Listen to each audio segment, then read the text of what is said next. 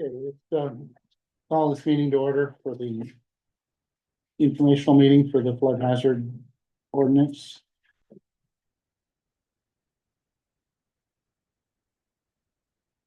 We have copies of the draft here if anyone needs one. It's also available online. Essentially what the changes being proposed are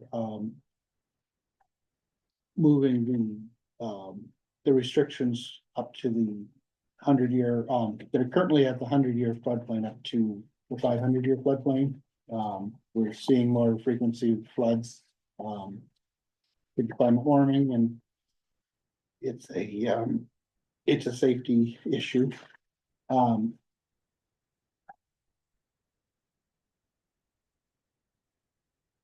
Essentially, your restrictions are on building new structures in the floodplain. Do you want to give us a rundown or talk about give a rundown of the changes? Yeah, I'd be happy to. So there's, so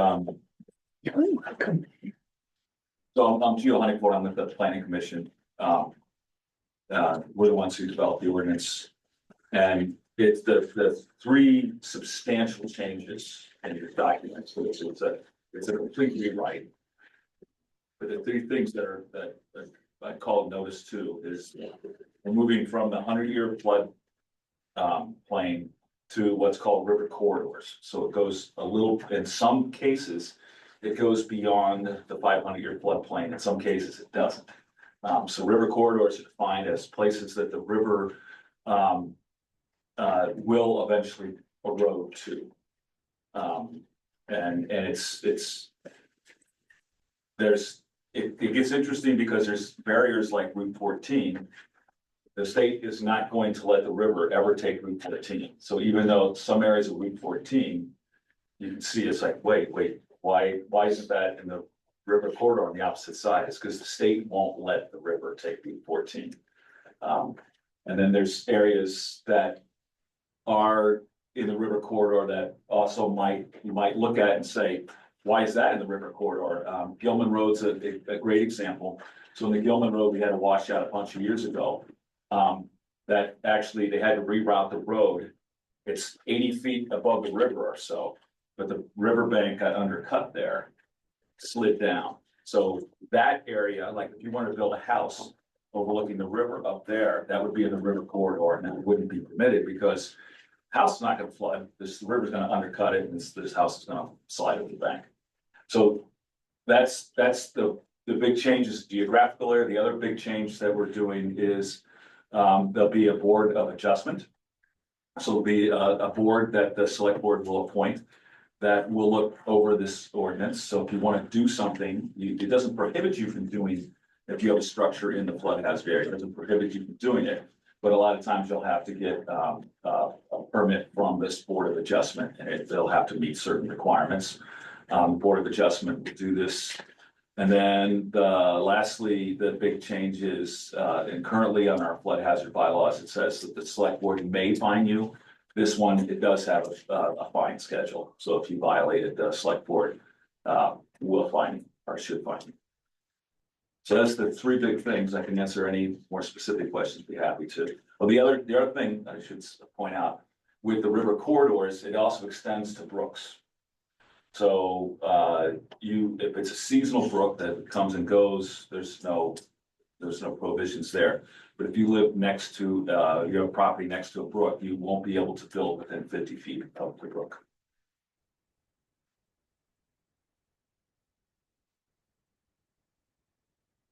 There's a new state law coming in next year that's correlated to this. States passed it, and now they're in they're doing the rulemaking for it. Yeah. So in 2028, the state will also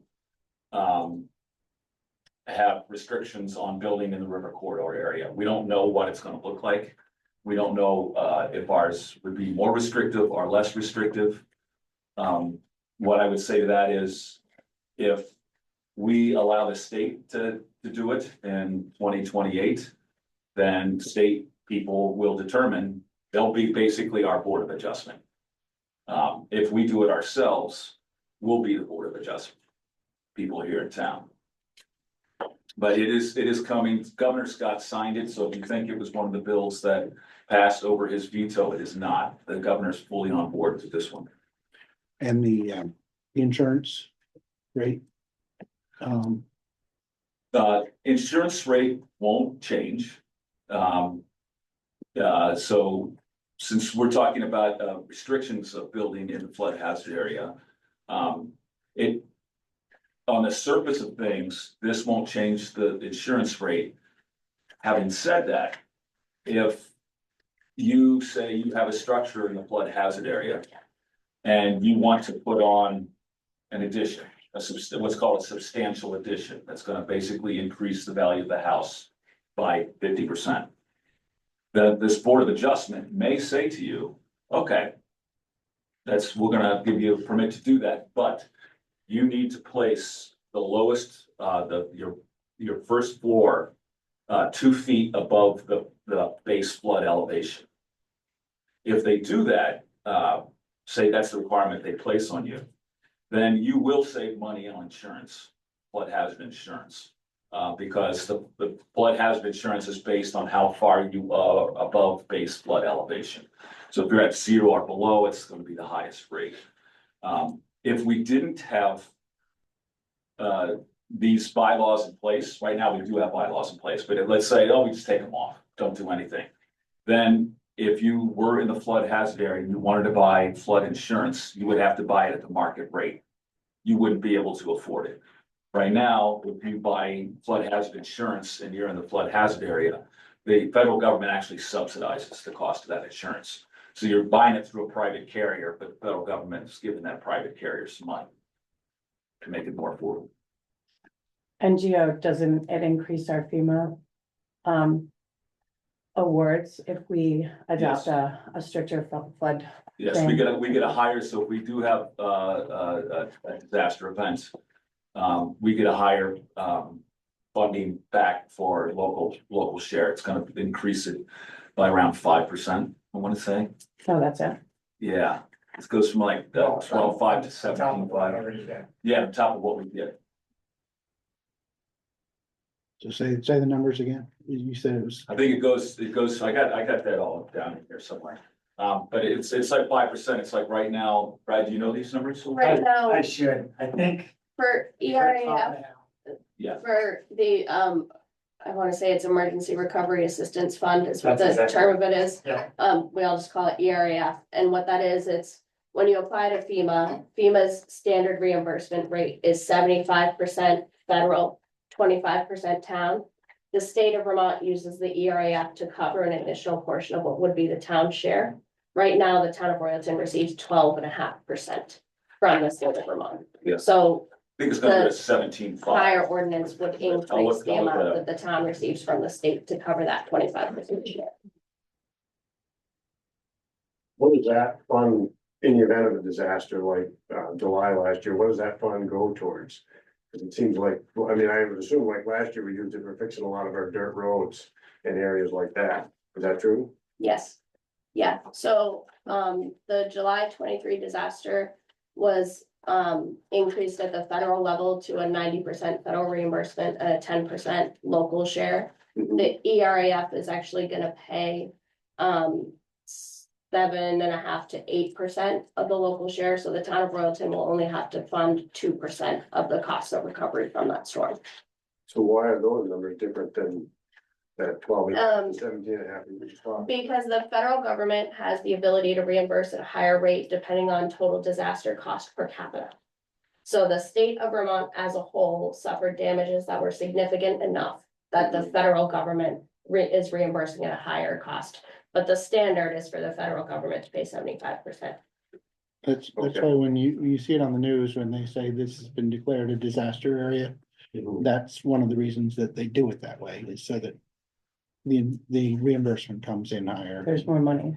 Yeah, there's more money available. So in an event like July that didn't even really flood any of the residences that we're talking about in this ordinance, if they already covered 90%, what what's another, I mean, what, if that was a big enough event to warrant that already, why are we worried about an additional 5% in the future? Well, we're talking about millions of dollars in damage, and 5% of millions is still pretty significant. So, It is 17.5, so it is 5% higher. But to be clear, that's not the reason why the planning commission is recommending that this get passed. It's about public safety. The second highest cause of death from flooding is people in their houses. In Kentucky in 2021, there were about 30 to 40 people that died in their houses. In Tennessee, the next year, about the same number. So that the only higher thing is people in their cars trying to cross flooded water. That's the only higher death statistic. There was a number that wasn't that high, 68 people or something like that. Yeah, it's like 40 people nationwide. So how does this help us with, for example, somebody crossing the road in a car? I mean, that's somebody, right, that's somebody. I guess it can a little bit if you have a driveway in a flood hazard area and you're no longer allowed to build there because you can't build a home there, then you won't be encouraged to drive through the flooded water to get to your home or away from your home. Sure. That's a decision, but, yeah.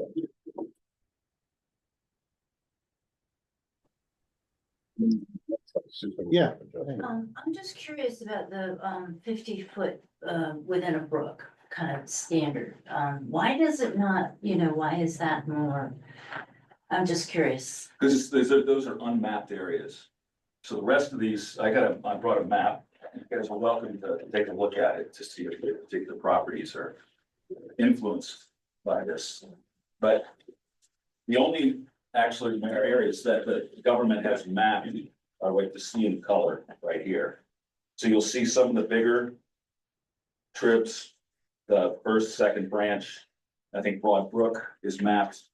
The smaller streams are unmapped. So they just go 50 feet. Now, this is where our Board of Adjustment comes up, right? So if you say, I can't build within 50 feet, I have to look at this. It goes up, it's a rock ledge up there, and there's no way. In common sense, right? The Board of Adjustment can come out and say, you're right, we'll give you an adjustment. We're not worried about that particular property. So there is the ability of the Board of Adjustment to, they can't ignore the ordinance, but they can apply the ordinance where it makes sense. How can you get a map to see where? Well, I'll hand this to you right now, Cheryl, so you can take a look at it. But it's on the town website. Is it? Yeah, so there is a digital copy of that map on the town website, but the easiest way to look at a particular parcel is actually to pull up the FEMA flood hazard area map, which is what that map is based on, because you can really kind of come down and get a better look at a specific parcel. And I'm happy to share the link out to anybody who wants a direct link to be able to look at that. But if you put into Google, FEMA flood hazard map, it'll bring you right to the page and you can actually search your specific address. And it's pretty, the resolution's pretty good. You'll be able to dive right down, you'll be able to see your house and say, oh, this is how it's impacting me. Resolution on that isn't quite good. Right.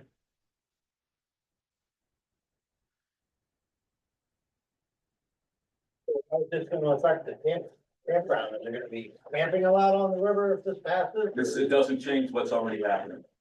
So it's already happening, it's already happening. So I mean, our activities that are going on in the floodplain right now, they're grandfathered in, is that what you mean by that? Or? Yeah. So if you have what's called, it's called a non-compliant structure, right? Or a non-compliant use. Yep. If you have a structure in the house, say in a flood hazard area, no one's gonna make you leave, no one's gonna make you move.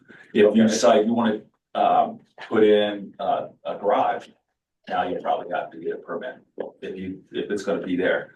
Steve, there is something that will affect you when it does allow the use of RVs and campers, right? They have to be registered and drivable or towable. They have to be out I can't remember the exact date, but I wanna say November 15th. To And then May, they can't come back in till April 15th or May I 1st. think it's May. May. Yeah, I think it's May 1st. Safer. And then you'll have to, May you'll have to, 1st to November, I'm sorry, November. yeah, I'll look up the dates, Cheryl, so don't quote me on that. I can look up the dates and find out for you. And then you'll have to get a permit to do that. Right, it won't be a yearly permit, but you'll have to go through the, and that won't take a board of adjustment. Whoever our flood hazard administrative officer is, it just gives you a permit to do that. For each one? I don't know how they're gonna handle that, which is unspecified. It doesn't say. I'm the flood hazard officer in the town of Sharon, and there is a property that we have that has 3. I just treated it as 1 fee. But And what's the fee gonna be and what happens? the with- select board will set the fees. That 15 feet up, like a, what is the number? I mean, how is it? From the top, from the, what's called, it's considered to be the top of the bank. Bank. But, you know, we have a big storm and then the bank line is hindering it from having storm goes back. Then it becomes, it sets it, Okay. exactly. So if a camper comes for the weekend, you chase down the officer to come and meet them every time for each one of them that comes in? I don't know how they'll handle that. You would have to talk to when that ordinance passes, because you guys are in a different situation. We didn't write this based on, what your situation is. The idea is not to have vehicles that you can't move them. You can't park a vehicle that is immobile. Because then you wouldn't be able to get it out of there. But Correct, and we don't. Yeah, I so- 100% agree with you, that should. so, there's some places that people use their campers as, guest houses or cottages and. They never go back on the road. So that's one situation where you couldn't park it next to the river year round. That's not the case. Right, I mean, everybody can pull their campers out.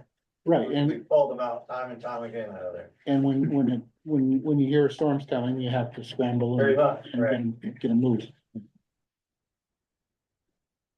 But when you talk about uses, what have you're talking about the structures, or you talking about it's used, like about storage, Storage is impacted by this. they're not talking about the structure. No, yeah, structures, right, storage is impacted as well. If you, there's no issues with short-term storage.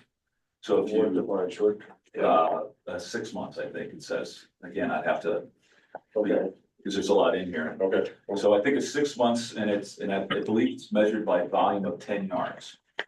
So if you had a stack of lumber that was measured to cubic yardage of 20, then basically, sort of 6 months, it's fine.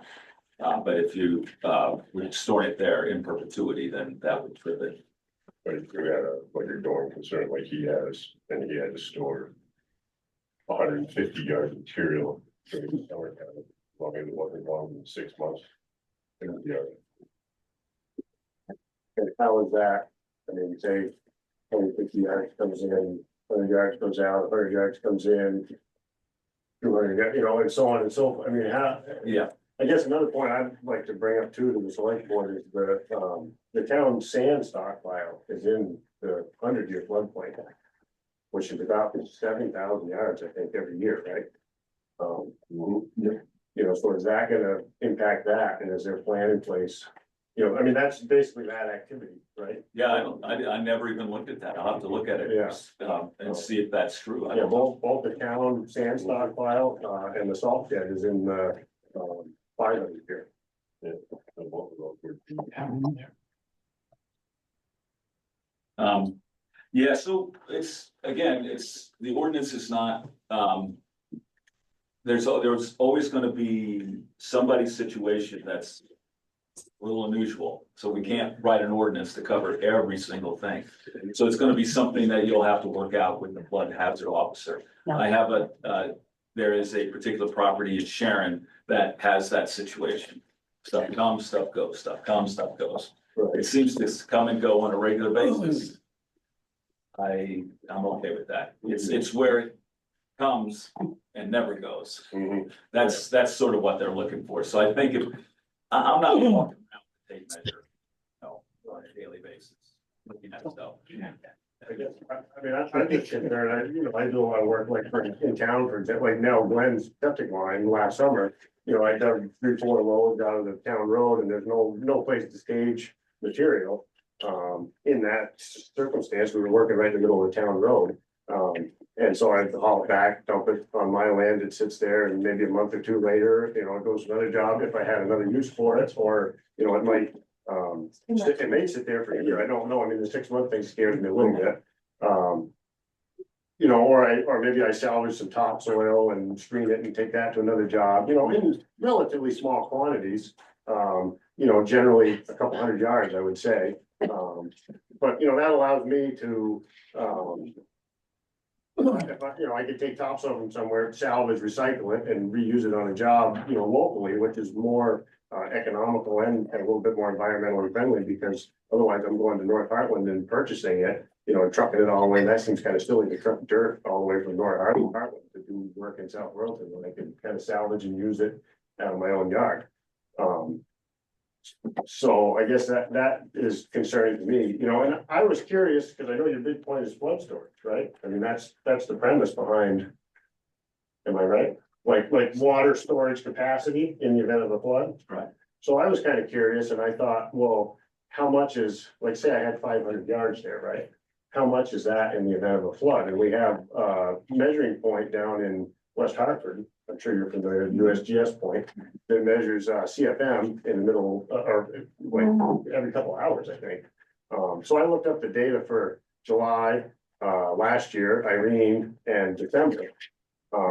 And if we said that, my 500 yards is about 1,350 cubic feet, and based on the flow rate during July of last year, I crunched the numbers, and to fill that 500 yards with water during that rate, it would take about a third of a second. Right. So we really buying a lot of floods, is that really giving us a lot of storage capacity? The town sand pile was like 4.7 seconds to fill that. Now, that last flood didn't even flood where my topsoil pile is. You gotta go to like Irene last flood to get to that area. So then at that flow rate, based on the USGS point, it was like less than a fifth of a second. I forget, Gio, I forget the last time I looked at this, I know there's some agricultural exceptions to this. And I wonder, would he fall He would under not. that? He's not considered an ag business. Right, I know it's not agriculture, but it's, No. I mean, if it's dirt, I don't mind if the river takes that away, it's his loss, right? Like, Yeah, he's not. Now we make exceptions. He's not ag. But what? I think I don't think, I know the idea behind it is what will prevent if we say, okay, you can do whatever you want, you can store all kinds of storage there. And then everybody does it. Now we start doing the math, and you're right, if you alone are not much, but if everybody did it, Well, it adds up. I mean, how many houses or properties is this gonna affect, 40 or so, maybe? Oh, I have that number written down, it's Like ballpark though, 40? it was something like that, I can look that up. So if it's 40 and everybody stored 500 yards, 40 of us, that's 20,000 yards. But the town sand pile was 4.7 seconds, 20,000 yards is still only 12 seconds. I mean, it's still not a lot of storage. I'd be more interested in what you store for fuel down there. You know what I mean? The product rather than the. Yeah, And that seems to be. That to me is not as impactful as material. Right. If you guys said you're gonna move your fuel barrel, fine. Yeah. I understand, that could be a problem, I mean, that's pollution if it floods. Yeah. That's, yeah. Yeah, I'm more interested in the product. That's the problem, big tanks floating down the river, Mhm. refrigerators blocking culverts, like, Yeah. all those sorts of things make. Yeah, I would think that Sediment's not very good either. it's not very. It's not, Right. just saying. But I would think if you're talking about storage, which is not why you said that was because storage, water storage for areas like that, wouldn't that be if there was more vegetation of the type that would allow for more water storage? So I mean, it just seems like, why are you doing it? Is it either for water storage or safety, maybe public safety? Because when you're going on about storage, I get what you're saying, it would take long for the water to take that, Right. right? But if that land were, say, full of willow and things like that, then there would probably be more storage capacity for the water in needing an event. Because it holds it all.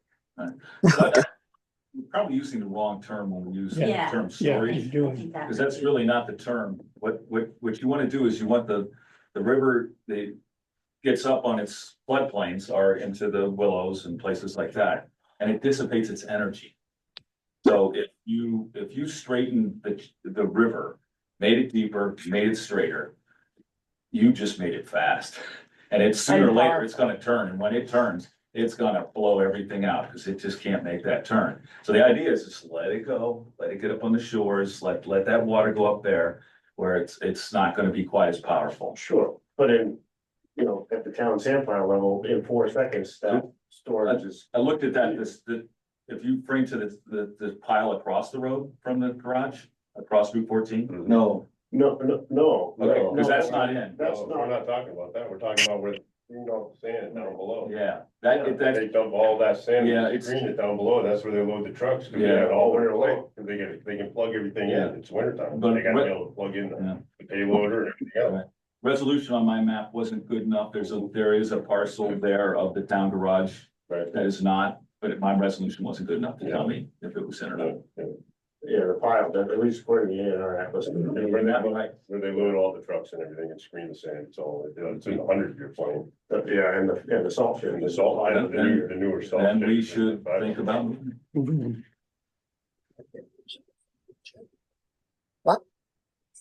Sending gravel out of the river like they used to. That's the state already, if you have property along the river, you can take 10 yards a year. No one else can. And that's already state law. We don't talk about that. So I have a question about the additional 5% you were talking about. You're talking about the FEMA money bumps from 12% to 17.5%. If this ordinance passes. If the state ordinance that they're working on, they haven't, mulled through all the restrictions, becomes more restricted than this document. Does 5% go away? I don't think so, but I don't know the answer to that, John. I mean, the state giveth and the state taketh away. Right. So the state could take away 5% away tomorrow if they wanted to. Sure. But yes, But as of right now, if you pass some sort of ordinance, doesn't necessarily need to be this ordinance. If we pass a flood hazard ordinance, we would get the additional 5%. only if we go to, only if it does certain things. And one of the things is it has to go into the river corridor area. Right. I don't know, because before we passed this, the state looked at it. Because if the state says, no, we're not gonna allow you to have a thing like that. So they've already had their eyeballs on it, and they're the ones who are gonna say, yeah, that meets our qualifications or not. So if you took out storage, like say, people say, let's allow people to store fill. Or increase the capacity maybe or something. Okay, so we do something like that. Do I think that'll trip us out of the 5% category? I don't think so. I don't know the answer to that. But I think that is something you could probably do. Or for example, I mean, you even have in there like basically we can't increase cubic yardage of material in the floodplain anywhere. So I mean, even things like filling the baseball diamonds, if we wanted to spread new infield mix on Carpenter Field or the high school, or somebody wanted to top coat their driveway with hard pack in this zone. I mean, things like that, There is, like, if you have a driveway in the flood hazard area, it does speak to making improvements in the driveway. You probably have to go and get a permit from the flood hazard administrator to do it. Just to It do doesn't- maintenance on your truck, I mean, Just just not to just do maintenance, but if you're gonna start adding some serious material, So do we have a fleet hazard administrator? Yes, we Is that- Yeah, we do. Who's that? Walter Hastings. And you talked about a system board of adjustment that's gonna say yay or nay to permitting in the flood hazard area. I assume that would be some sort of a like the position, once It's it's, appointed by the select board appoints it. In some localities, it's just the planning commission. In other localities, it's a separate body. So it's whatever the select board. The planning commission made no recommendations on how they should do that. So, we're at half an hour here. Is there any other questions that is we this can gonna be a answer? ballot? It's gonna go be a ballot vote, because it got nixed off of the November ballot, so I assume that it's gonna go out to vote for the population. Well, we have to still decide on that, but we can just make it an ordinance that, I know you, the select board to pass it, but my thought process, is better go out to a ballot vote, you know, like the canvas shop that's getting voted on tonight down in Sharon. This is a pretty important piece of legislation that will be passed. you have, You had it on the ballot and Sandy Conrad, it's my understanding, got it nixed because of the technicality. Let's put it on a ballot. That would be my 2 cents. I'll take that advice.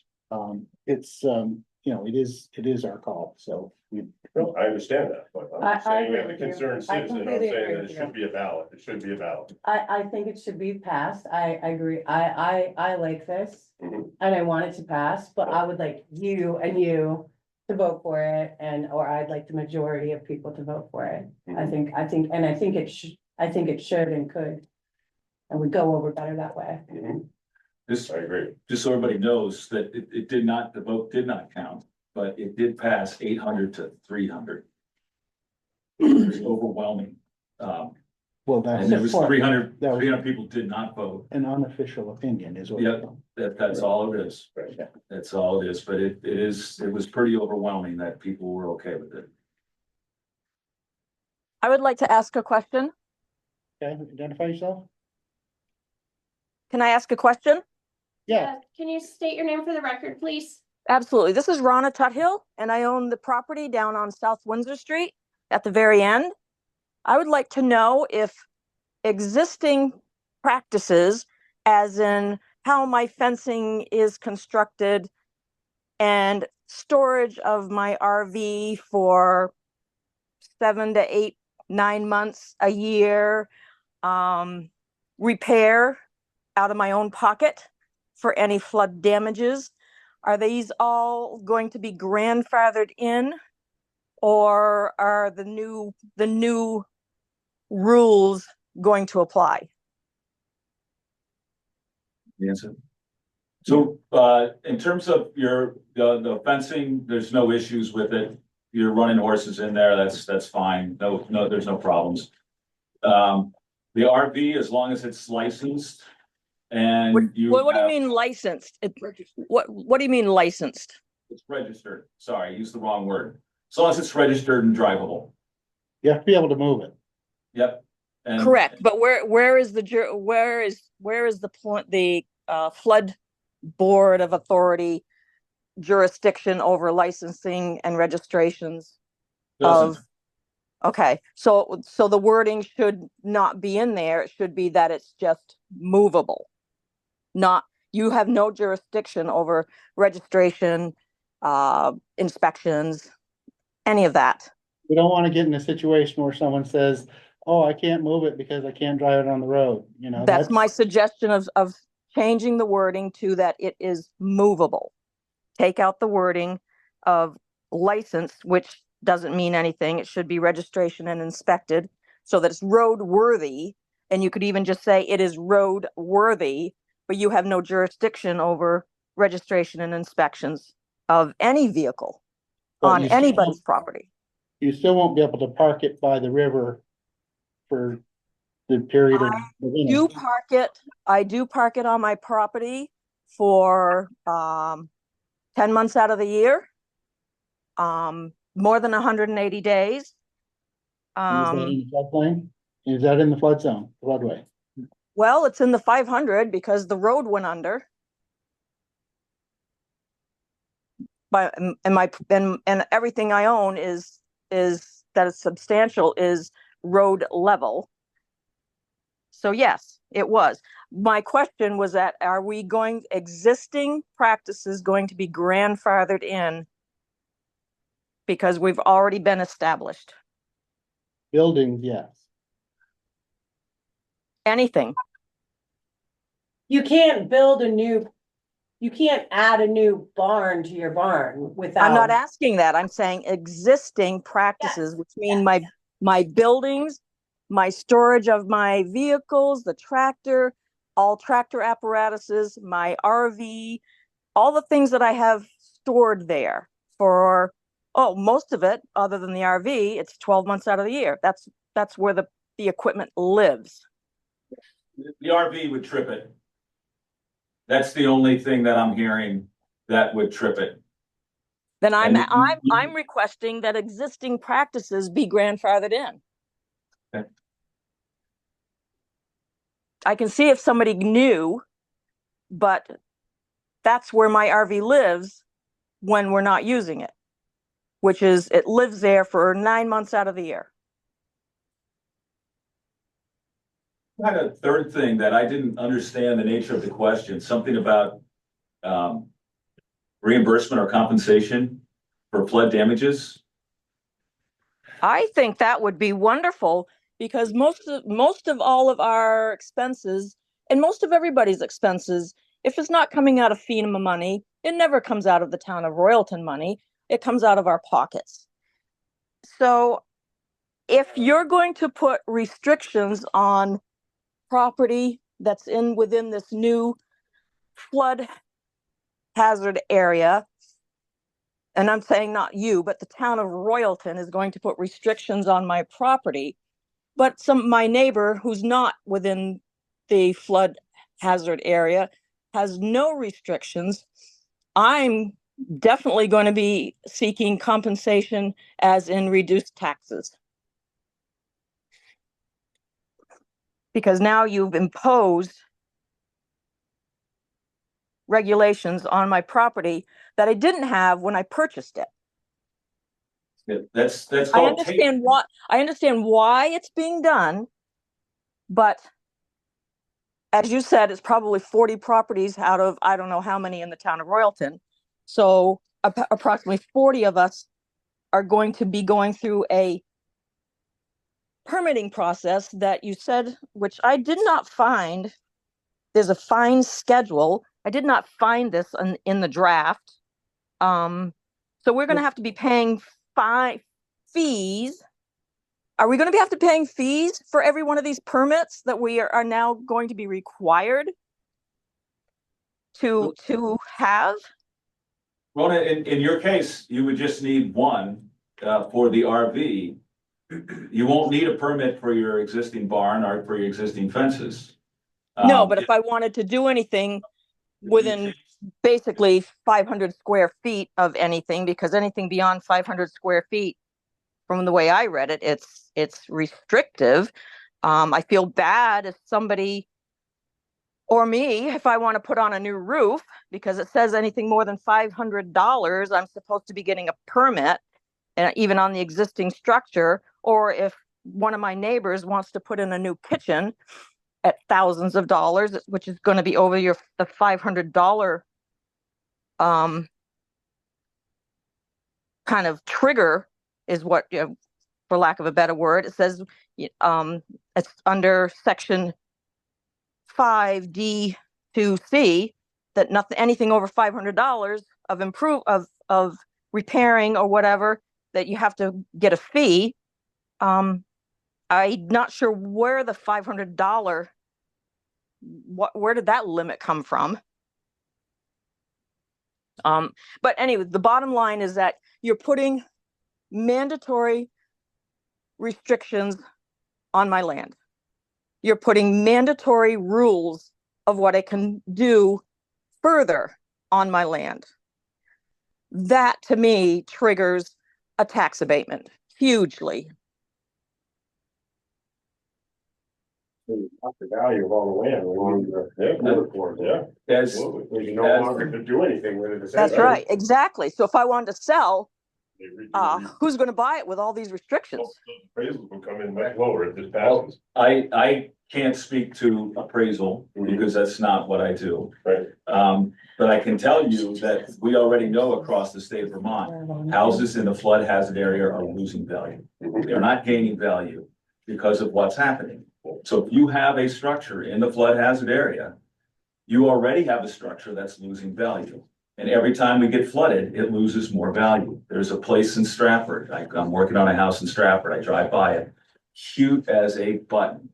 Beautiful building, well-maintained, stone, just gorgeous. They just put it on the market. They started it at like, I think 400,000. They're down at 275 before someone it's under contract. So they can't, that same house located out of the flood hazard area would, I'm sure, would get 400. Well, you know, again, I don't quite agree with that because I think that's also is an indicative of the market right now. Because I have had, and know personally of a piece of property that I was involved in and selling in the floodplain, and it went for a lot more than I ever would have thought. Floodplain issues weren't a problem. I think it's what you're saying is indicative of just the market in general right now. I not so sure I want this to go out for a vote because I don't think that people who don't live in the floodplain and are going, these restrictions are going to apply to, I don't think they feel the anxiety that we're all feeling who these restrictions are going to apply to.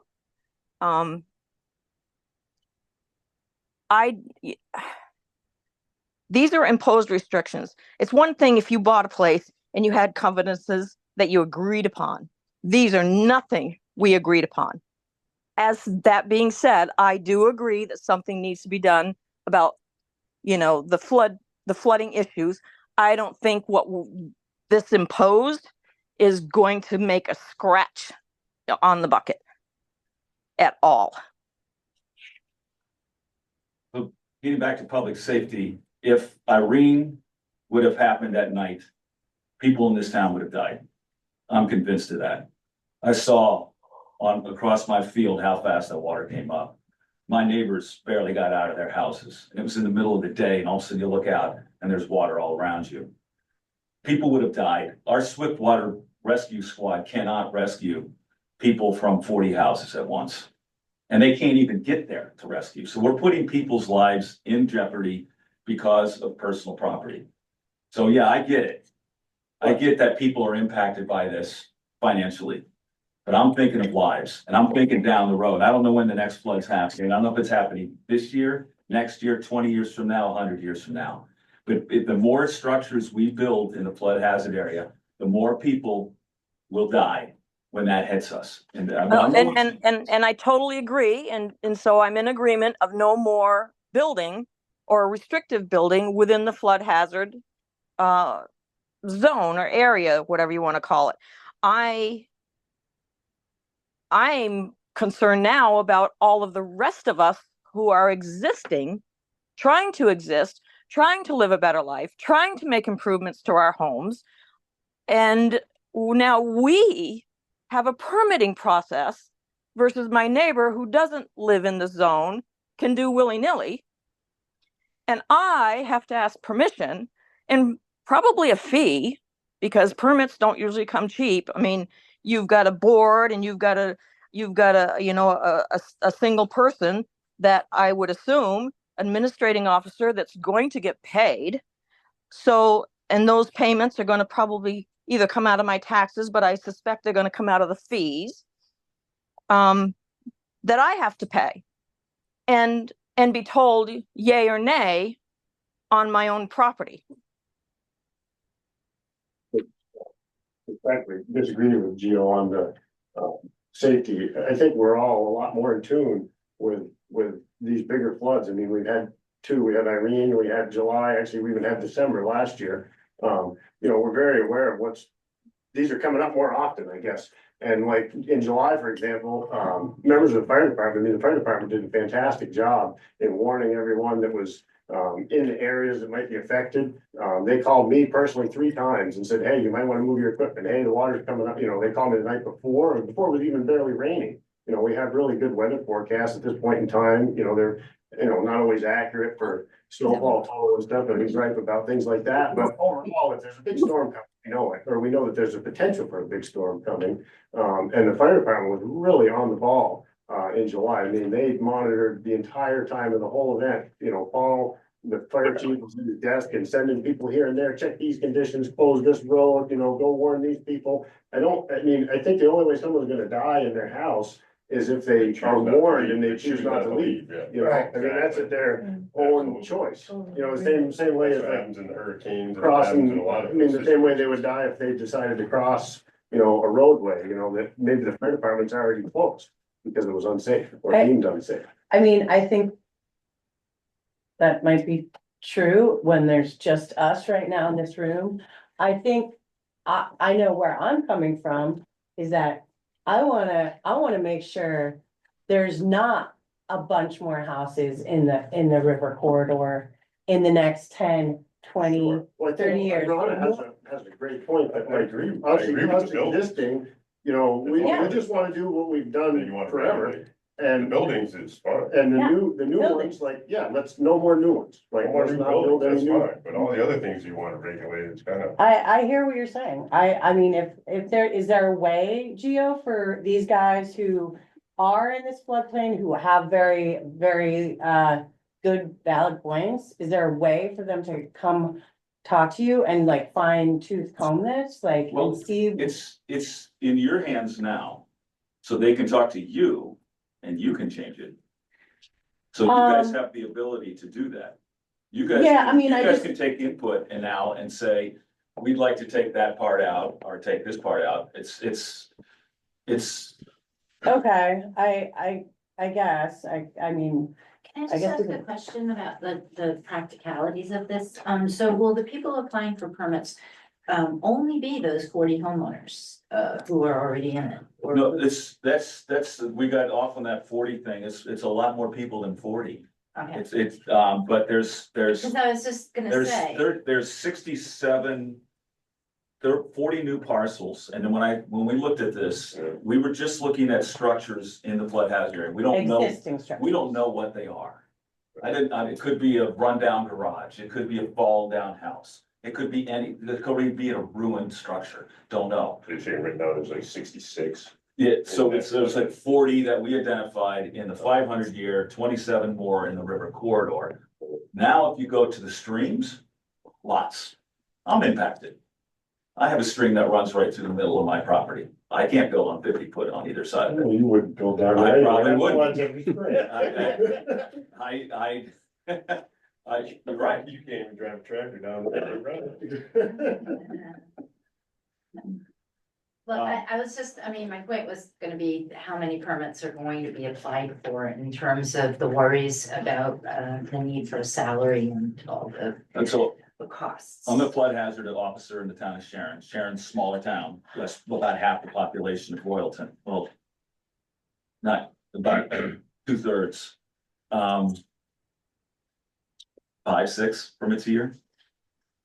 That people come to me and ask me to do things and maybe 3 of them I can permit, another 2 of them they have to go in front of the board and, 1 or 2 things that it's like, oh, no, you don't need a permit, you're good. So now in the town of Sharon, if you're gonna build anywhere, they just have you call me. Because it's like, just be safe, call Gio. Because I can say, yep, you're in it, nope, you're not. And if you're in it, let's see what we can do. So, town this size, 10? Just guessing. So I And- guess, I Okay. guess I'm asking our town officials. Hold on, you got Hang 2 on, people hang on. Whoops, talking. I'm sorry. Go ahead. Okay. Well, And people looking for information on. I could potentially have to have 25 permits. One for each camper that's down by the river, correct? I think it's how the flood officer wants to I handle it. mean, If it was me, Steve, I would just do a permit, but I would say, how many are you gonna put down there? And you say, I'm putting 25, I'll give you a permit for But 25. it's not gonna be you. Not gonna be me, So potentially they can say every camper that's coming in there for the season has to pay a permit. but it's a one-time permit. It's not a recurring permit, but they could. But it could, every year, right? Every time they come back. No, you're not understanding. So the permit is good. So if you get, we're not permitting that individual camper. We're permitting, it's gonna be permitted to have a camper there. Per year, Property. Just No. listen to me, for Steve. forever. No, so if you say, I'm gonna have 25 RVs or campers down there, then you're gonna get a permit that says you can have 25. Now, Okay. as long as they're registered and Movable, et cetera. you're all set. And so next year, Okay. you don't need to get a new permit. You already have the permit. Okay. You're all set. For that one weekend that we have the pilgrimage that comes to town. Yeah, we have, I don't know how many people are in it. It's, I mean, it's They're all drivable. no one's, there's nothing, it's completely silent about camping next to the river. Or it's completely silent about driving your car next to the river. So that's all they're doing is camping next to the river and driving next to the river. So it's not gonna apply to them. It's not gonna apply to you guys for that. Okay. It's not that restrictive. So the question that I have is our town going to have a discussion about concerns that were raised tonight and take to heart our concerns and make adjustments accordingly instead of just adopting what is, as far as grandfathering in existing practices,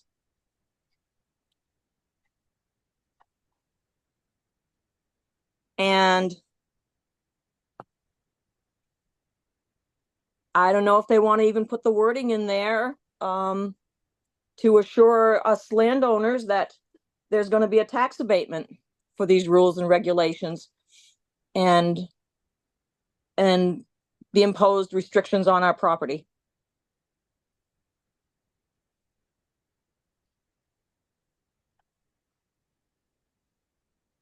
Well, I'd like to hear if there's more comments like that. Would ask the same question. Yeah, I think she worded it well. Another question is, how can we find out about these as landowners? I mean, we let them know because he let us know because they let We him weren't know. notified by phone call, by mail, by anything about any of these meetings. The people that are right there and a fact should be notified. I mean, we get our tax bill, no problem. I mean, I'd like to be notified of such meetings that are gonna affect us, that are in the floodplain. Well, It's it's like like, a lot went on. I would have been at the other meeting had I known it was going on. do you check the town website? Not really, no. Well, maybe you should. Okay. No, you're absolutely right. I do. You should, I do. you should be, you should I- be notified about I it. didn't have to go check it out. Hold on, wait, We don't have the So, capacity hold to on, notify hang on. people like that. we did do every door direct mail for the meeting that the planning commission held in the summer. The Herald is the town's paper of record. So anytime there is a public hearing, a vote, anything like that, it goes in the legals in the Herald. In addition to the town website. Yeah. And Jojo generally writes an article in the Herald after every select board meeting. So if you're looking for something to like pick up and check and just like, oh, hey, what's going on? Read the Herald. It's in there. But we did do every door direct mail Which to is everyone way in above and Royalton beyond what you for have the to planning do. commission meeting. And we don't have the capacity. I'm a volunteer. I don't have the capacity to go through the town. Go through all that. It took to identify, Walter and I spent probably an hour and a half just to identify those properties we identified, because I knew that question we'd ask. And now to go up on the tribs, I don't have that kind of time. Unless you guys want to start paying me, and I don't think you do. We just don't have that capacity. Every time something impacts somebody in town, we can't just knock on your door and say, hey, you specifically, this impacts. Yeah, but I This- think the town has most of our emails, and an email is not going to cost and be harmful. And you're talking about a notice that went out for a July meeting, but nothing went out for this meeting, which if nobody had any objections, my understanding was that this is the final meeting before you could have adopted it. So This I'm- was warned, I'm- this was warned like every other public meeting and every other public right, hearing. and most people, I myself included, I do not look at the town website at all. I did today to find the final draft online, but I did not know about it until I got a phone or a text from my neighbor that this was the final, possibly the final meeting. And as a landowner, we were not notified of this coming up. A simple email is pretty effective. This is something serious. You're putting huge restrictions on my property and what I do and what I put there. And I've always been a good taxpayer, a good landowner, never dipped into the town coffers for any assistance, take care of ourselves. And, a common courtesy, let me know. Doesn't seem that difficult to reciprocate that. This is Matt Matul. I want to echo the point about the town having an opportunity to weigh in. I mean, the town meeting sounds like an opportune moment for this to take place. And I don't understand how it was put on the ballot in November and now is being considered not to be put to the town again. I'm confused by this as a matter of process when there's 2 months from now or 3 months from now, we're going to have town meeting and it can be discussed and voted on by the people that it's impacted. I just don't, I'm at a loss to understand sort of the public rationale behind not putting it to a town vote. Well, Matt, I do know you were at one of the public meetings that the planning commission held to discuss this, and you did weigh in. I mean, I did. I'm not saying I didn't weigh in. I'm saying that. That you had input. You were there. I mean, and so the opportunity, if folks wanted to say something, was available. We're talking about advantage of it. Patrick, we're talking about two different things. One is to have a opportunity to maybe convince the planning commission or to convince the select board to adopt changes or amendments to the language to address some of the questions that are being asked. Then it's an entirely separate thing about whether it's going to be adopted and imposed on this very new set of wide-ranging restrictions. Unlike any other that we have in the town, we have no building code, we have no electric code, we have no plumbing code. We're for this floodplain, we're establishing flood safety officer, board of adjustment. There's an enormous amount of infrastructure being put in here for something, and I don't understand. I mean, I read the minutes. Very, the town website is helpful, and it's not. It's actually quite interesting when you wade into it. And I have done it. I went back and I looked at the minutes. There was actually a full and fair discussion of it earlier, leading up to the November, in my view, leading up to being on the November ballot. And it was very clear, view of the select board, that it absolutely should be put to a town vote. I don't know why that perspective has changed between when we were told not to vote on it in November, or if we voted, it would not count and they would be stricken. Why town meeting is not the appropriate opportunity for this to be presented to the town and to have the town weigh in on whether these rules and regulations, in view of the fact that the legislature has now acted and the governor has signed, why this is not being put to the town as had been the plan all along. That's my question. I don't understand what the change of perspective was at the select board level. I just want to correct one thing, that the town may not have some of the requirements in place that you're talking about, but the state does control the water, the clean water and the wastewater. And this is water. So if we do nothing and don't adopt our own policy, then the state will come in and give us theirs. We get theirs even today. Yeah, we get there, And there's their spreads ours, why right? not just, I mean, we could just table this and wait and see what the state comes up with. Why vote this in, you know, I mean, that might be an answer, Yeah, you know, my comeback to that, John, is if ours is more restrictive, then we get to decide how to administer it. but The state, otherwise the state will administer it, and it won't be administered from town. so correct me if I'm wrong, if the state passes their law. They already right, passed it. And all their, yes, I know they passed the law, but now they're coming up with all the nuances, the restrictions. Yeah, they won't So- repass it, it'll just be, it's a rulemaking procedure Okay, now. so once we see that in its entirety and we understand what the state restrictions are gonna be, right? Yep, Let's say that they are less restrictive than this document and we want to be more restrictive. Why can't we do this document after we see what the state does, good. right? In the meantime, there'll be more structures potentially built. Why, I mean, why don't we just bring it up at town meeting? Why don't we just do that?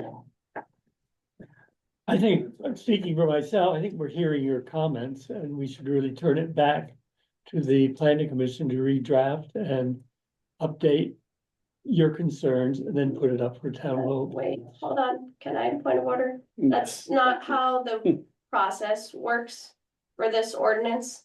The planning commission has drafted the ordinance.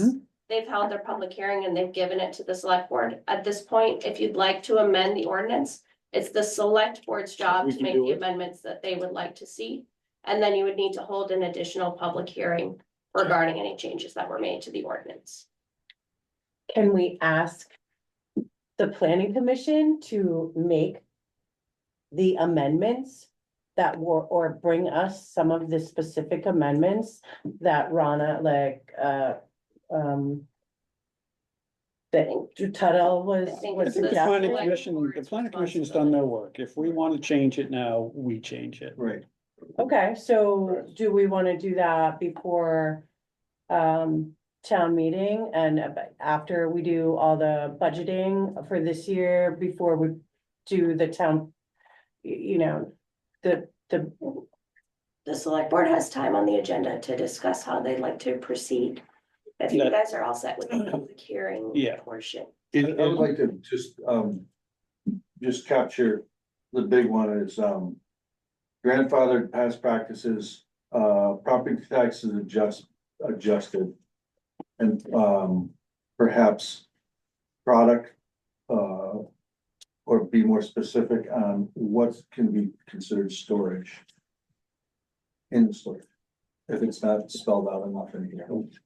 Are those the big ticket three? Think so. That would be a good start.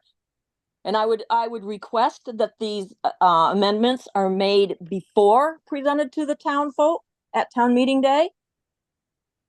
Would have to be. Yeah, they'd have to be. And now that we've got your attention, I would like public input as far as when we have meetings in the future about this. Show up, because we've had meetings where 3 people have shown up, so. Let us know. You know, even a little email tickle, you know. Like I said, what's your email right now? I'll email you the next time. I'll do it right now. Tell me your email right now. same Or- last name, TUTHILL 05068 at yahoo.com. I'm sorry. I just got Tuttle down. TUTHILL. 05068 at yahoo.com. Okay. Have we, Can I also say one more thing? It's a little confusing. There's a draft floating around. I don't know if I have a copy of it right here, but if you Google, because initially it wasn't available on the town website. I think it's since been changed. There's a tab on there now. I just checked this afternoon. But if you Google Town of Royalton Flood Hazard Area Regulations, you get this document. And it's totally different than the one that, you handed me the other day. It's got a table in here. It doesn't include, I don't know if it was an initial draft or Is that what the it old one? was. is that the old one, Gio? But it's the first result that pops up on Google. This is what we're currently operating on. That's the existing. That's our existing flood hazard ordinance. It doesn't say adopt.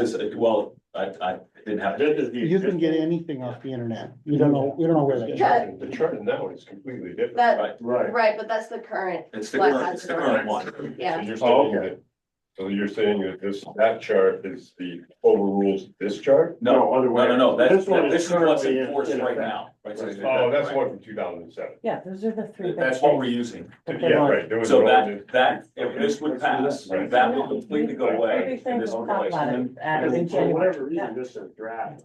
Doesn't. I can't. I was confused for a while, because I studied this one pretty close, and then he brought Well, that that, one. well, home so from that now you have a good view of both of them. Okay, so, can we, has anyone got anything new to add?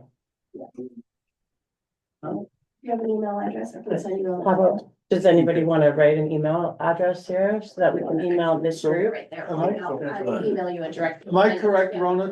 Get to the right spot. Rona, it's really hard to get everybody, no matter what you do, it's hard to get everybody to pay attention.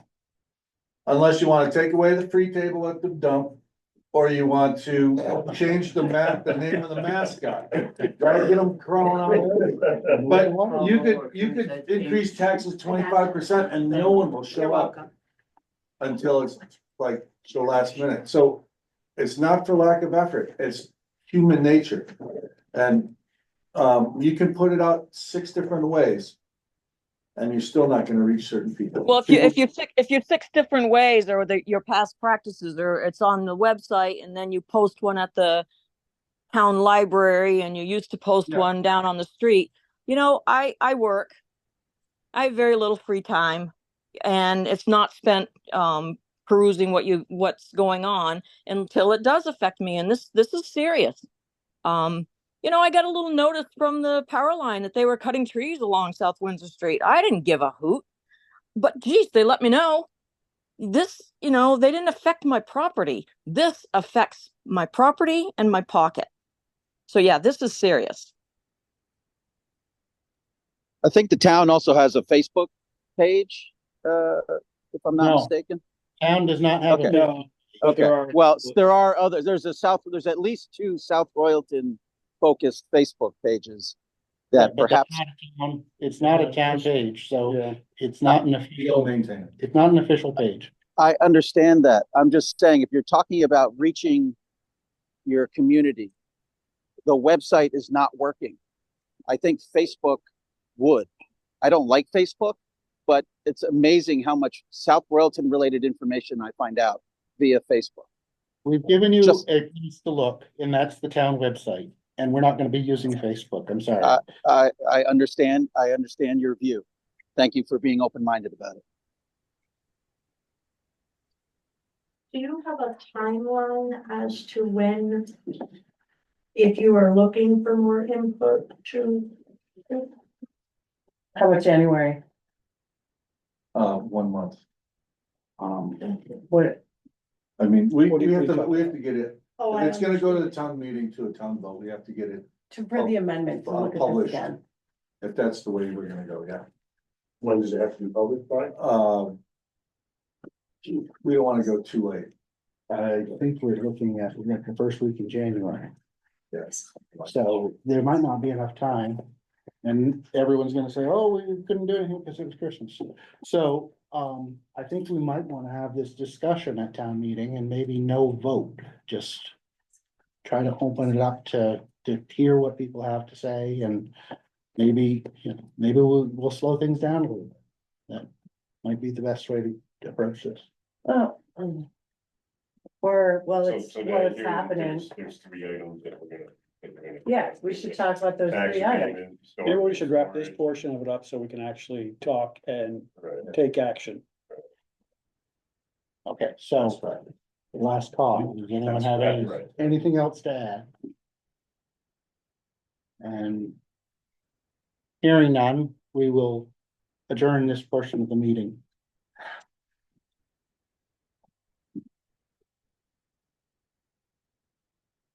Thank you for your time. Thank you. Thank you. Bye.